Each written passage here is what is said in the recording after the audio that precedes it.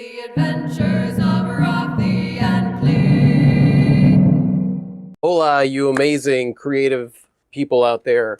I wanted to share an experience with you because I thought it was interesting. I got contacted recently by a man named Pedro Escudero. Hopefully, I'm saying his name right. This man collects signatures. Not only does this man collect signatures, but he collects signatures from all around the world. He's collected signatures from presidents, musicians, athletes, artists, just all kinds of people. Whoever seems to catch his eye, he collects their signature. He does this old school, like he sends this beautiful letter, very beautiful letter. And of course, like I got this and I was like, who is this guy? And decided to go online. And there's not really a lot of information on him, but when you do find the information, a lot of the information is in Spain. Fuera un sitio donde la gente lo pudiera ver, porque estas cosas no es para tenerlas en casa ni en ningún lado, es para que la gente lo vea y lo admire, ¿no? Como una exposición de cuadros o etcétera, una obra de arte, ¿sabes? He's been collecting signatures for about 30 years. Now, the reason that his story fascinates me is because it kind of began as like just this thing where he knew somebody and he got a signature, and then somebody else knew somebody and got a signature, and then eventually it became it's been over 30 years. He's been collecting signatures for 30 years, 30 plus years, and he has over 15,000 signatures from personalities all around the world that have agreed to send him the signature, and artists from all around the world that have painted something. I painted something for him.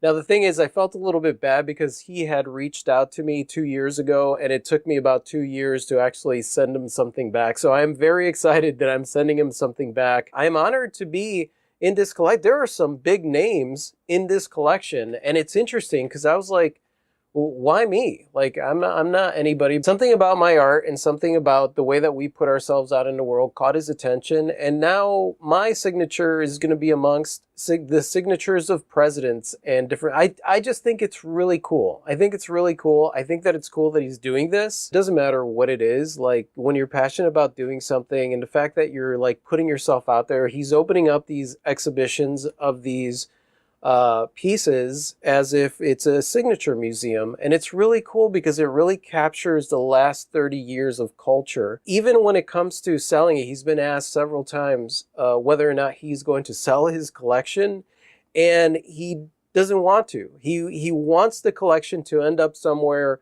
where it's going to be taken care of and it's going to continue on. So like, it's just really cool.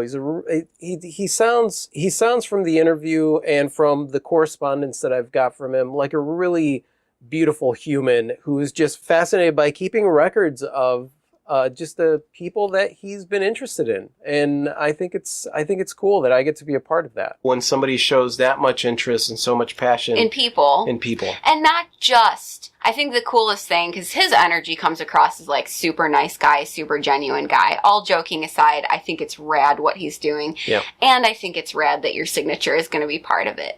But not just presidents. Not just the Queen of England. No. Not just the Spanish monarchy, but anyone that he finds interesting. Yeah, and that's the thing.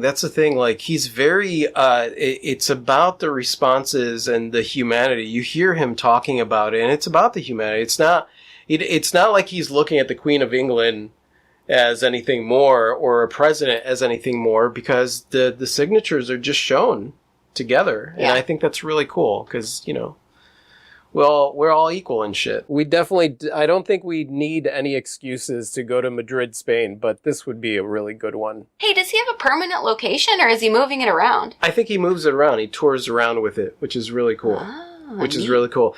If somebody offers a permanent location, I'm sure that he would jump on it because he really wants that collection to be taken care of. To have a home. It makes me think of all the times that he's been rejected throughout the entire time that he's been doing this thing. Wait, people were like, no, about their signatures? Yeah, so like he tells a story about the Spanish monarchy and how the Spanish monarchy is one of the signatures that he has not been able to get. It was interesting watching the way that he described getting rejections. Like, it was like no big deal. Like, I get it. People have lives. People are doing stuff. Like, you're going to have to take a few minutes out of your life in order to respond to me. I don't expect you to do that. He didn't seem like he was put off by rejection at all. In fact, he completely understood it. And so, like, it made me think of, like, artists and, like, going out there and feeling like people are rejecting your stuff. Yeah, so basically brushing it off, you know, no big deal. Yeah. Continue on the passion that is collecting the signatures. Yeah. It's so interesting because, like, a lot of people ask me, like, oh, who inspires you, or what kind of things inspire you? And honestly, there are thousands upon thousands of people that aren't even in art that inspire me. And it's just a dedication to something and a persistence. I think that those are the stories that really inspire me. Whenever anybody is like, what does it take to become an artist full time? And my response is usually not something that is very satisfying, because I'm like, you just got to keep going. You just got to keep going. You got to keep doing this thing. This man set out to collect signatures and stuck with it for 30 years. And he's collected over 15,000 signatures. You're going to face rejections. You're going to face hardships. You're going to face all these things, but you just keep going. And no matter what it is, it might sound stupid to other people. Some of you might be listening to this story and think that it's stupid. I am completely inspired by it. So yeah, that's it. I wanted to share and tell you how cool I feel, because I'm in a signature collection, and I'm like in there with like some big names, some big artists, and just some really big names. And I'm like, wow, that's kind of cool. So I guess I'm humble bragging. Yeah, right now. a little bit. Yeah, I'm humble bragging. That's fine. I like how you left your shipping label open on my computer just so I could see that the last label you printed was to him. Right. Right. Just I did it paraded on in front of purpose. me. I was like, here you go. Well, I mean, it cost me $14 to ship to Madrid. So I think that's reasonable. yeah. I think that's an alright price to pay for eternal glory and fame. I'm a little humble jealous. Are you? Yeah. Because you're not sending your signature? Someday. Someday your signature will get in. Indeed. I mean, I think it's really cool and I'm super happy for you and everything. Yeah. You're not at the caliber of Of you. So basically what you're saying is like, you got to keep working at it, kid.